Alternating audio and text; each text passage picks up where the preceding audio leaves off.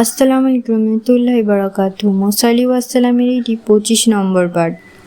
মুসা আলাইহিস সালাম যখন লোহিত সাগর পার করে নিল, অর্থাৎ তারা জয়ী হলো, বনী ইসরাইলরা মুক্তি পেল, আর একটি দল ডুবে মরল লোহিত সাগরে, অর্থাৎ ফিরআউন ডুবে মরল, তার লোকেরা সবাই ডুবে মরল, আর বনী ইসরাইলরা মুক্তি পেল। যেই দিন বনী ইসরাইলরা মুক্তি পেয়েছিল, তারা সেই দিন একটি রোজা রাখে।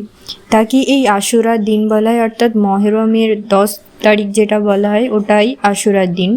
তো ওই দিন ওরা একটা রোজা রাখে। তাই নবী করিম সাল্লাল্লাহু আলাইহি সাল্লাম বলেছেন যে ওরা একটা রোজা রাখে, আমাদের দুটো, অর্থাৎ নবী করিম সাল্লাল্লাহু আলাইহি সাল্লামের উম্মতরা দুটো রোজা রাখবে।